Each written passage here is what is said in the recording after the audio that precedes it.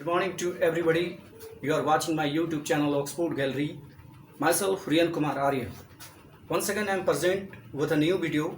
In this video we will talk about verbs. Already I uploaded a video few days ago on the topic of verbs and kinds of verb. But in this video I will discuss about main verb and helping verb. So I would like to revise the last video uploaded few days ago, verbs and kinds of verb. The first is, what is verb? Verb is a word which denotes an action, possession, relation और a state of being. verb वह शब्द है जो किसी कार्य, व्यापार, अधिकार, संबंध या अवस्था का बोध कराता है. तो verb is divided into two parts, lexical verb and auxiliary verb. So we will revising this video. If you are not understood very well, you should watch my last video verbs and kinds of verb on the basic series of basic grammar. तो मैंने जो पिछले video upload किया था verbs and kinds of verbs, जो basic grammar के base पर आधारित बेसिक ग्रामर्स है, वो उसको आप स्टडी करें, तभी आप मेरे इस वीडियो को समझ में आएंगे. फिर भी मैं कोशिश करता हूं कि मैं पिछले वीडियोस का जो समरी है मैं शॉर्ट में आपके सामने रखना चाहूँगा. वर्ब्स जो है, मैंने अभी कहा कि वर्ब्स वह शब्द है जो किसी कार्य, व्यापार, अधिकार, संबंध या अवस्था का बोध कराता है. तो ये दो भागों में बटा है. एक कहलाता है लेक्सिकल वर्ब और दूसरा कहलाता है ऑक्सिलरी वर्ब्स. तो लेक्सिकल वर्ब्स के मैंने एग्जांपल्स दिए हैं. तो वर्ब्स क्या है? तो verbs is one of the most important parts of speech. तो verb क्या है? parts of speech का ही एक पार्ट है. तो हम इसी को जानेंगे और इसका बड़ा ही महत्व है ग्रामर में. यदि आपको verbs पर अच्छी तरह से पकड़ है, verb को आप समझ सकते हैं, तो ये आपको टेंस में, वॉइस में, नरेशन में हेल्प करता है, जैसा कि इसके डिफिनेशन से भी पता चलता है. तो चलिए मैं एग्जांपल्स दे रखा हूँ लेक्सिकल वर्ब्स के. मैं शॉर्ट में आपको लेक्सिकल वर्ब और ऑक्सिलरी वर्ब्स के बारे में बताऊंगा, क्योंकि हमारे आज के वीडियो का मुख्य विषय है मेन वर्ब और helping verb. Go, come, play, dance, laugh, teach, sleep, talk, walk, etc मतलब अनंत, बहुत सारे हैं. तो ये जो है लेक्सिकल वर्ब की संख्या बहुत सारी है, बट मैंने कुछ एग्जाम्पल्स दिए हैं. ये लेक्सिकल वर्ब को ही हम लोग ऑर्डिनरी वर्ब या फिर प्रिंसिपल वर्ब के भी नाम से जानते हैं. जब हम इसी को वाक्य में भी यूज करते हैं तो यही मेन वर्ब कहलाता है. तो आप देखेंगे कि जो लेक्सिकल वर्ब होता है वो 5 भागों में बटे होते हैं. V1, V2, V3, इसके 5 रूप होते हैं. 5 forms of lexical verb. Lexical verb के 5 फॉर्म्स होते हैं, रूप होते हैं. पहला होता है V1, दूसरा V2, V3, V4 और V5. तो फर्स्ट जो V1 होता है वो प्रेजेंट टेंस फॉर्म कहलाता है. यह बेस फॉर्म है, ठीक है, यह मूल फॉर्म है. और ये आप जो दिख रहा है यहाँ पे, ये वेल फॉर्म है. V2 यह पास्ट टेंस फॉर्म कहलाता है. V3 ये पास्ट पार्टिसिपल फॉर्म कहलाता है. V4 ये प्रेजेंट पार्टिसिपल फॉर्म कहलाता है. और V5 ये भी प्रेजेंट टेंस फॉर्म ही होता है. बट V1 भी प्रेजेंट टेंस फॉर्म है और V5 भी प्रेजेंट टेंस फॉर्म है. बट दोनों में एक बेसिक फर्क यह है कि V1 प्लूरल रूप में होता है और V5 सिंगुलर रूप में होता है.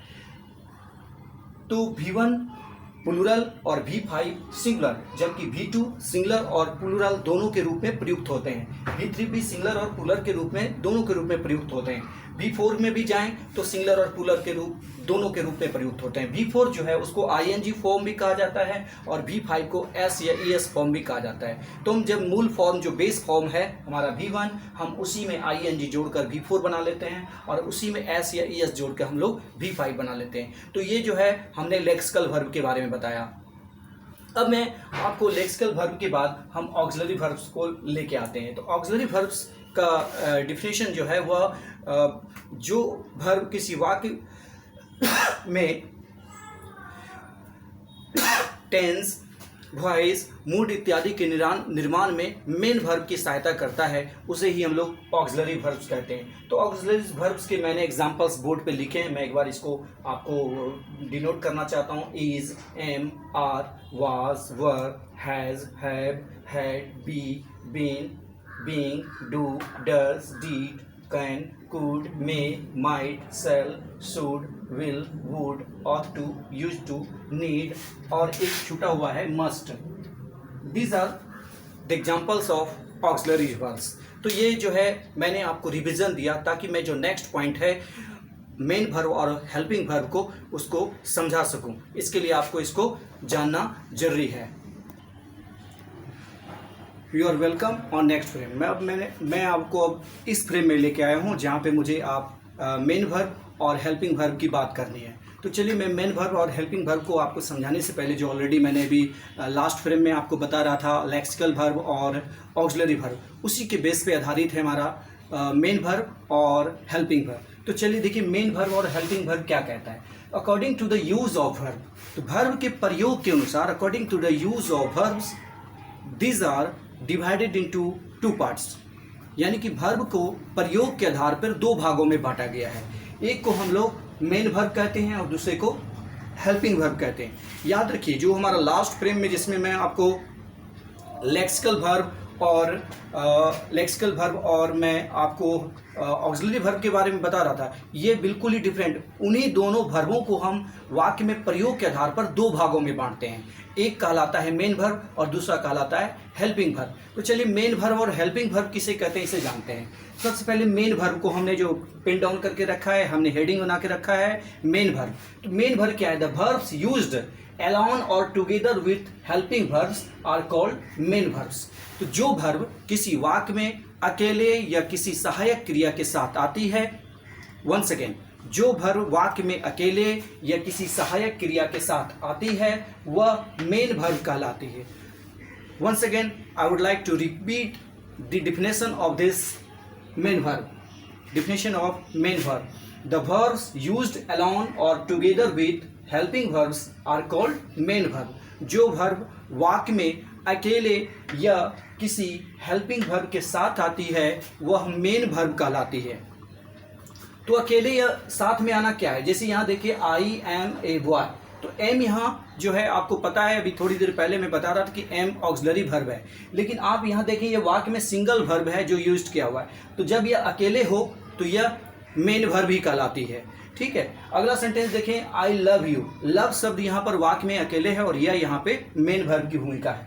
इसी प्रकार जो सेंटेंस है, he is reading a book, यहाँ रीडिंग शब्द जो है मेन वर्ब की भूमिका में है।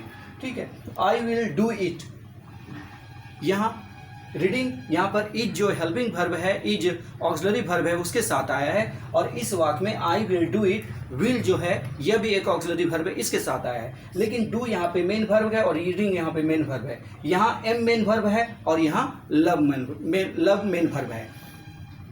तो ये थे मेन वर्ब। अब हम मेन वर्ब के बाद आपको लेके आते हैं हेल्पिंग वर्ब्स में। हेल्पिंग वर्ब्स किसे कहते हैं? अर्थात हेल्पिंग मतलब होता है सहायता करना। तो सहायता करने वाला वर्ब किसे कहते हैं?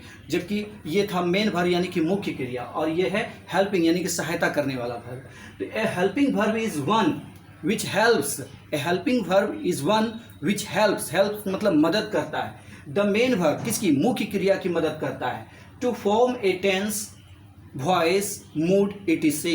हेल्पिंग वर्ब जो है वह मेन वर्ब की मदद करता है क्या करने के लिए? टेंस बनाने के लिए, वॉइस बनाने के लिए और वाक्य का मूड निर्धारित करने के लिए। जब वाक्य का टेंस, वॉइस और मूड निर्धारित करने के लिए जिस वर्ब का उपयोग किया जाता है उसे हम लोग हेल्पिंग वर्ब कहते हैं। वंस अगेन, जो क्रिया टेंस, वॉइस, मोड इत्यादि के निर्माण में मेन वर्ब की सहायता करती है उसे हेल्पिंग वर्ब्स कहते हैं। अर्थात मेन वर्ब की वह सहायता करेगा तो वह हेल्पिंग वर्ब कहलाएगा। जैसे कुछ एग्जांपल्स दे के रखा हूँ। आई एम टीचिंग, यहाँ पे दो वर्ब आए हुए हैं, एक एम है एक टीचिंग है।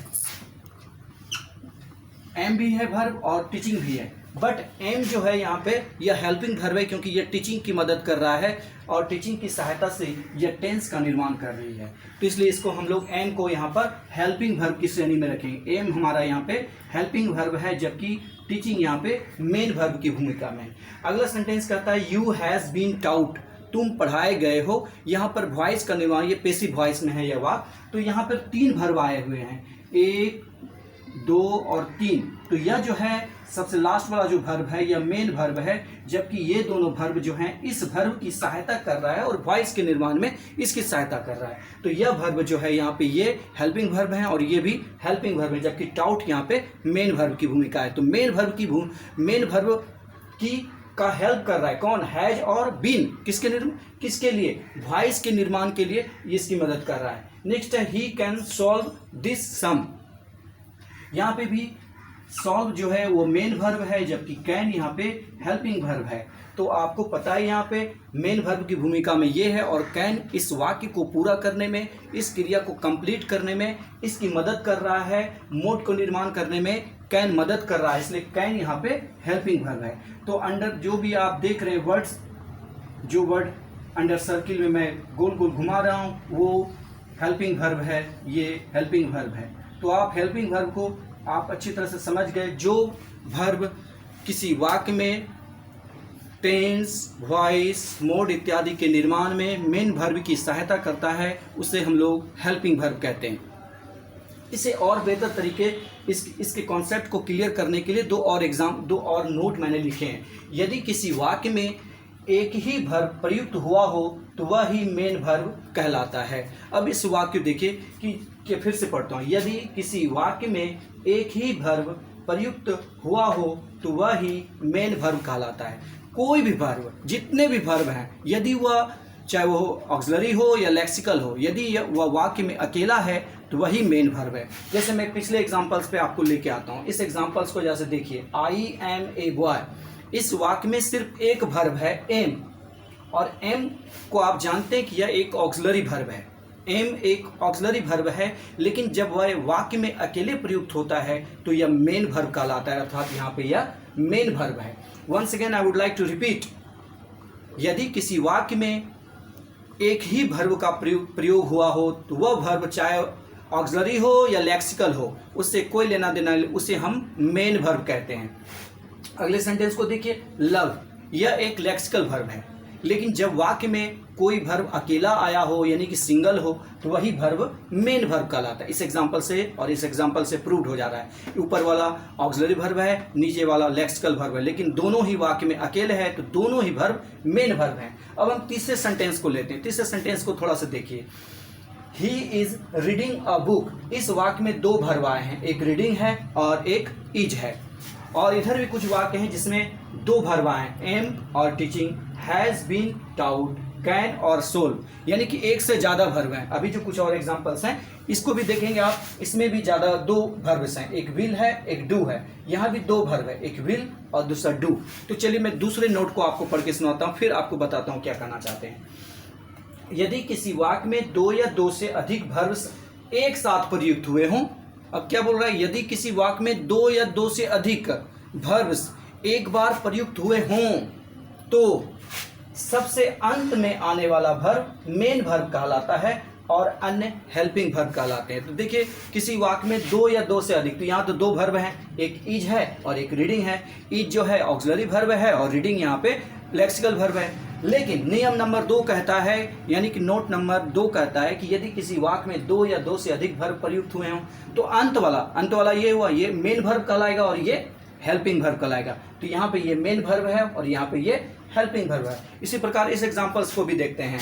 आई विल डू इट, तो आई के बाद विल है जो कि वर्ब है, डू भी एक वर्ब है, तो दो वर्ब प्रयुक्त हुए हैं तो अंत वाला अर्थात डू मेन वर्ब है, जबकि विल यहाँ पे हेल्पिंग वर्ब की भूमिका में है। इसी प्रकार से कुछ और एग्जांपल्स जो यहाँ पे दिए हुए हैं, इसमें भी देखिए दो या दो से अधिक वर्ब, एक वर्ब यहाँ है एक वर्ब यहाँ है। मैं फिर से इस पॉइंट को आपको रिपीट करना चाहूँगा। यदि किसी वाक्य में दो या दो से अधिक, यानी 3 भी हो सकते हैं 4 भी हो सकते हैं, वर्ब अगर प्रयुक्त एक साथ प्रयुक्त हुए हों तो सबसे अंत में जो वर्ब आएगा वह मेन वर्ब होगा और बाकी जितने आए प्रयुक्त हुए हों वो सभी हेल्पिंग वर्ब हो जाएंगे। जैसे इस वाक्य में देखते हैं 1 2 3, इस वाक्य में 3 वर्ब प्रयुक्त हुए हैं, तो क्या ये मेन वर्ब है? ये मेन वर्ब है? No, doubt is main verb and has and been are helping verbs. ये दोनों हेल्पिंग वर्ब हैं जबकि ये मेन वर्ब की भूमिका में। इसी प्रकार से इस वाक्य में भी देखें, यहाँ भी दो वर्ब के प्रयोग हुए हैं, तो ये वाला मेन वर्ब और ये वाला हेल्पिंग वर्ब। तो हमारे इस वीडियो में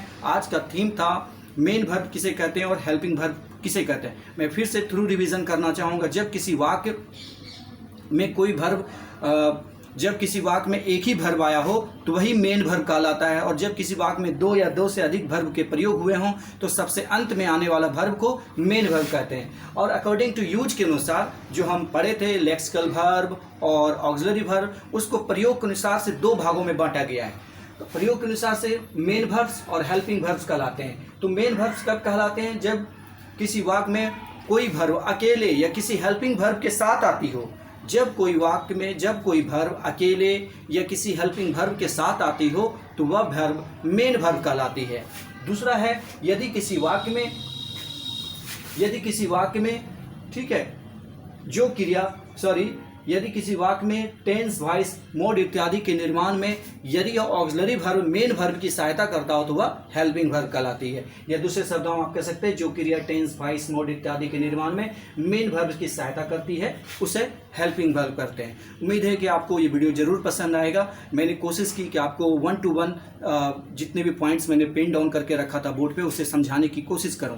फिर भी यदि आपको अगर कोई कठिनाई हो रही है समझने में तो आप प्लीज़ कमेंट करेंगे, कमेंट बॉक्स में जाकर कमेंट देंगे, अपना फीडबैक जरूर देंगे। और अगर इसको बेहतर तरीके से आप नहीं समझ पाए, अगर कुछ कमी रह जाती है तो प्लीज़ मेरा जो फ्यू डेज़ पहले मैंने वीडियो अपलोड किया है verbs and kinds of verbs, उसको आप स्टडी करें। उस वीडियो को आप पूरी तरह से देखें, अंत तक वीडियो देखें, तो उम्मीद करते हैं कि आपको ये वाला भी जो वीडियो है ये ज़रूर पसंद आएगा।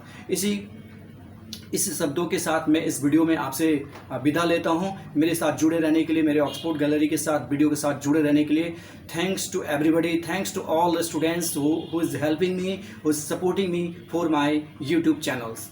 Thank you everybody.